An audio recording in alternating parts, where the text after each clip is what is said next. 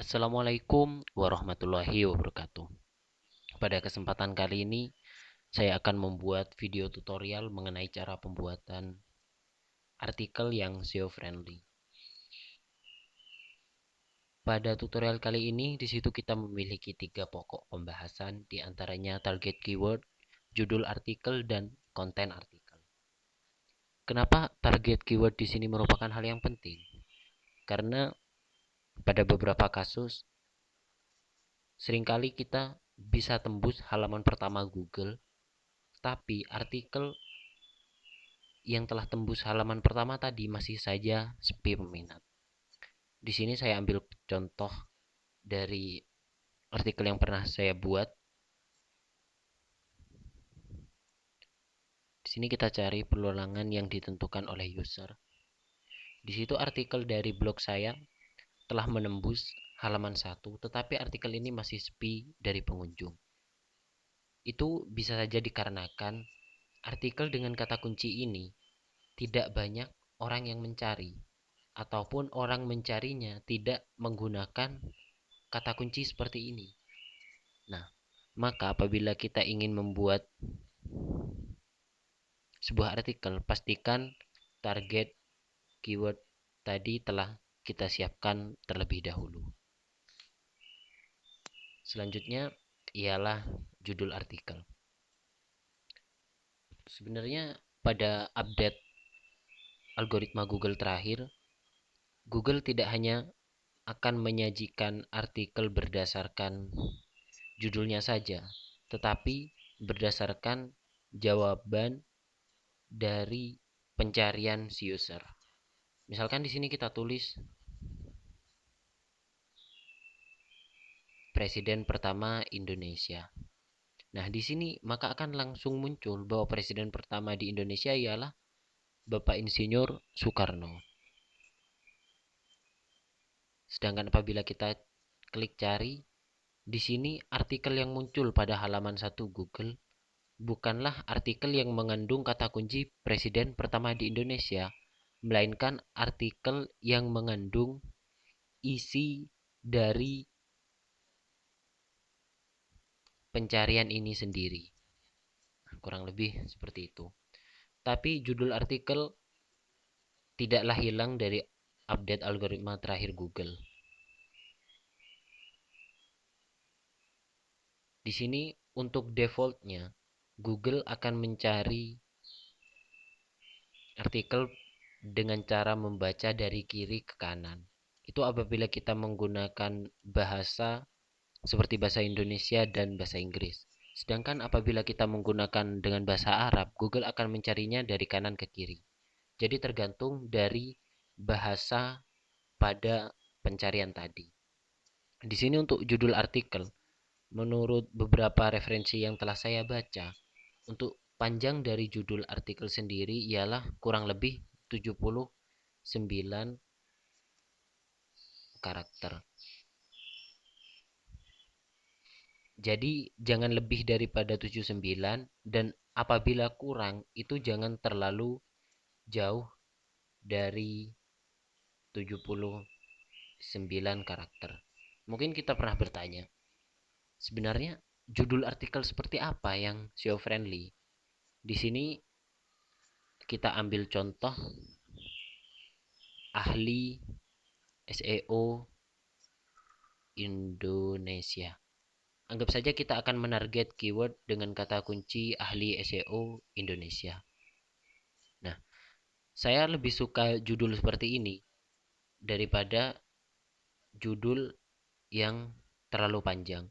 Itu juga berkaitan dengan budaya bagaimana user mencari sebuah informasi. Di sini saya ambil contoh saya sendiri. Misalkan saya melihat dari YouTube.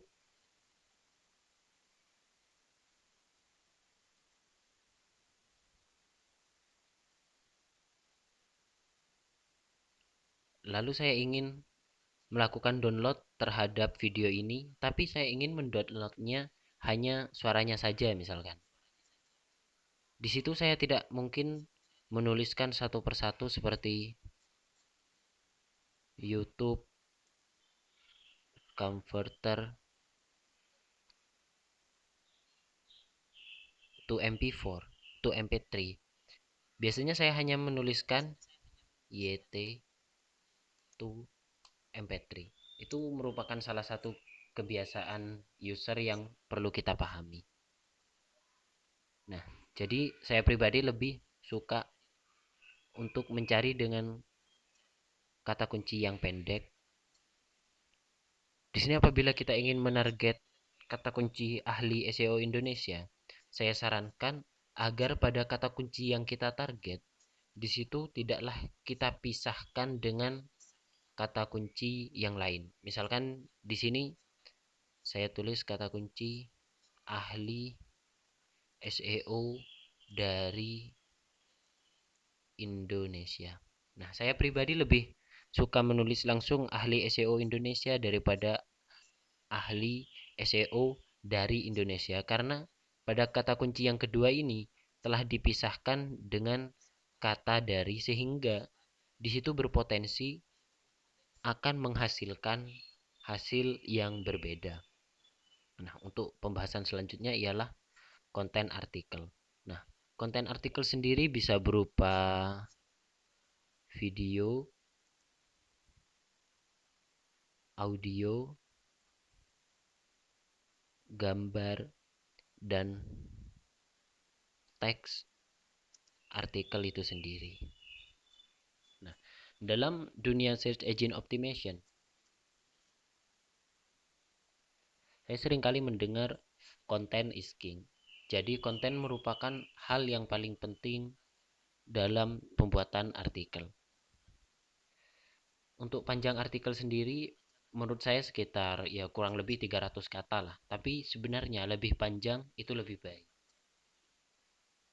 Di sini saya sarankan apabila kita membuat sebuah artikel, di sini saya contohkan pada platform Blogger. Di situ gambar yang kita jadikan gambar utama haruslah kita rename terlebih dahulu sesuai dengan kata kunci yang kita target. Lalu kita bisa tambahkan teks penjelasan di bawahnya. Nah, kita coba lihat artikel ini berdasarkan komponen kode HTML view-nya. Nah, di sini ya teman-teman. Nah, di sini gambar tadi setelah saya ganti dengan kata kunci digital marketing adalah, dan JPG ini adalah format dari gambar tadi. Sehingga Google akan membaca bahwa gambar ini ialah gambar digital marketing. Nah, kurang lebih seperti itu. Kita balikkan ke mode view-nya. Nah, di sini kita sisipkan teks penjelasan. Di situ apabila kita menggunakan gambar, misalkan kita mengambilnya dari internet, kita harus menyisipkan copyright. Misalkan sumber Wikipedia gitu. Apabila kita mengambil gambar ini dari Wikipedia, maka kita harus memberikan penjelasan bahwa gambar ini merupakan gambar milik Wikipedia. Itu untuk menghindari copyright, teman-teman.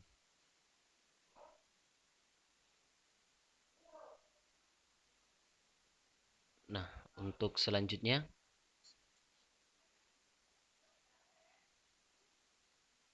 untuk optimasi lain kalian bisa menggunakan H1, H2, dan H3. Dan pastikan H1, H2, H3 ini mengandung kata kunci yang kita target. Di sini H1 ialah heading. Ini apabila kalian menggunakan platform Blogger ya. H1 heading, H2 subheading, dan H3 ialah minor heading. H1 ini ialah judul ya. Gampangannya ini. Di sini saya targetnya adalah digital marketing dan telah saya sisipkan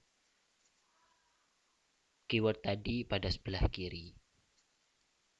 Nah, untuk H2-nya, situ kita scroll ke bawah. Di sini kita bisa lihat digital marketing adalah. Nah, di sini telah saya simpan sebagai subheading. Lalu H3-nya di sini apa itu digital marketing menurut para ahli. Nah, ini minor heading. Jadi di sini H1, H2, dan H3. Untuk selebihnya bisa kita berikan, ini juga tergantung panjang artikel ya. Apabila artikel kita pendek, kita jangan melakukan optimasi heading terlalu banyak. Ini karena artikelnya kurang lebih 1.000 kata, jadi saya berani menyisipkan satu heading dan subheading dan sekitar 3 minor heading ya teman-teman. Jadi apabila kita membuat artikel yang pendek, di situ kita jangan menggunakan H1 H2 terlalu banyak karena itu bisa dianggap sebagai spam oleh mesin pencari.